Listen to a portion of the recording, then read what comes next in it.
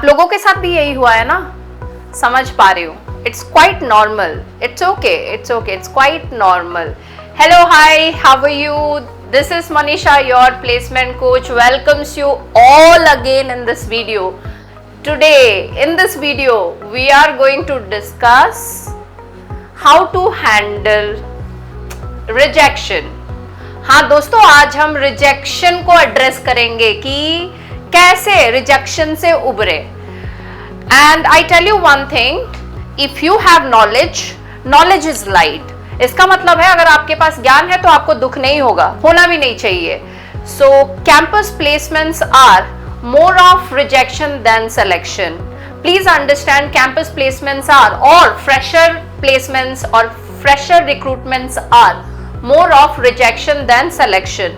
So guys, you can understand nowadays in this competitive era or in this competitive market, there are lot of students available for few positions, isn't it? Yes, it is.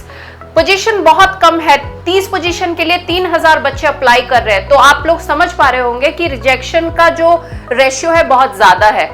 तो उसको कैसे handle करें? तो मैं आपको बता दूं, rejection जो है उसको एक्सेप्ट करना पड़ेगा क्योंकि कंपटीशन ही उतना ज्यादा है. मार्केट में जॉब बहुत कम है लेकिन कैंडिडेट्स बहुत ज्यादा है. ये सबसे बड़ा इंपॉर्टेंट चीज है और उसके लिए आपको प्रॉपरली स्वॉट एनालिसिस करना पड़ेगा. और स्वॉट एनालिसिस में आपको दो चीज मोस्ट इंपॉर्टेंटली करना पड़ेगा. मैं दो चीज बता रही हूं, एक है आपका अपॉर्चुनिटीज और आपका threats. Number 2, just because of the implementation of new education policy 2020, ये हो गया है मार्केट में गाइस, कोई भी इंसान कुछ भी करियर परस्यू कर सकता है. ये हो गया आपका सबसे बड़ा थ्रेट. सपोज मान लो कि आप इंजीनियरिंग किए हो, एमबीए किए हो या फिर कोई प्रोफेशनल कोर्स किए हो, आपके साथ साथ कोई जनरल बच्चा आके भी आपके साथ कॉम्पीट कर रहा है. तो इट इज क्वाइट ऑब्वियस कि आज के मार्केट में एक ही चीज चल रहा है, स्किल बेस्ड रिक्रूटमेंट. तो आपको ये भी ध्यान में रखना है.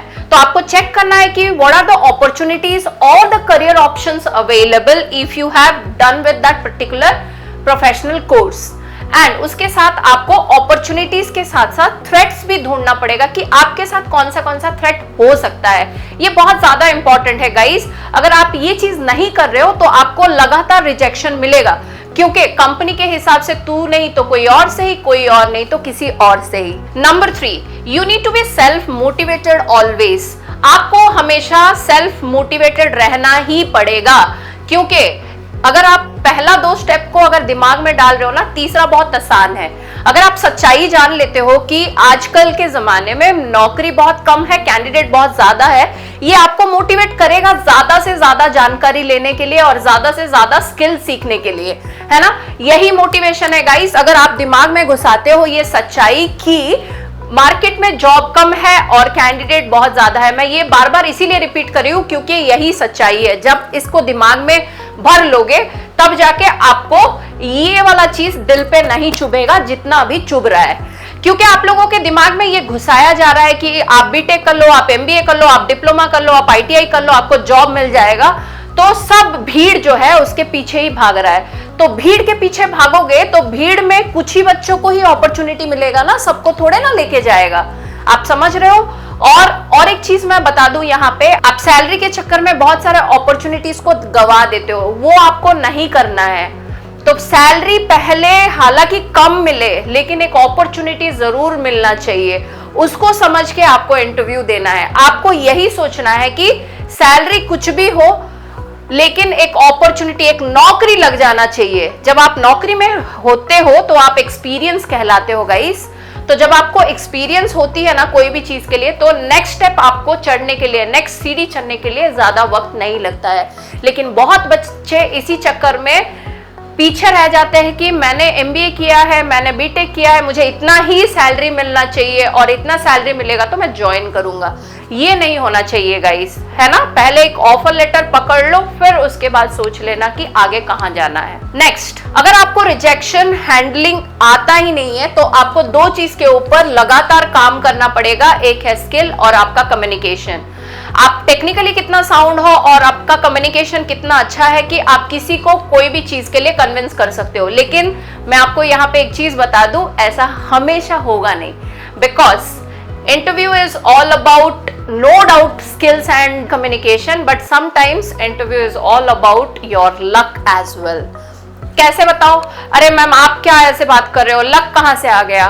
तो एक चीज मैं बता दूं, सपोज मान लो कि मैं HR हूं, मुझे एक ऐसा बंदा चाहिए जो कि बहुत ज्यादा सबमिसिव हो, किसी को कुछ ना बोले, जो जितना काम दिया गया उतना करके निकले, मुझे एक ऐसा बंदा चाहिए। लेकिन आप हो कि एनर्जेटिक, आप हो कि इतना टैलेंटेड, आप हो कि इतना नॉलेजेबल, आप हो कि स्मार्ट, आपको तुरंत पता चल जाता है कि आगे क्या हो रहा है, या फिर मैं अगर कुछ काम दे रही हूं तो वो काम क्यों करवाया जा रहा है, आप हर चीज में दिमाग लगाते हो और हर चीज में आप स्मार्ट हो, तो आपको लगता है HR आपको लेके जाएगा?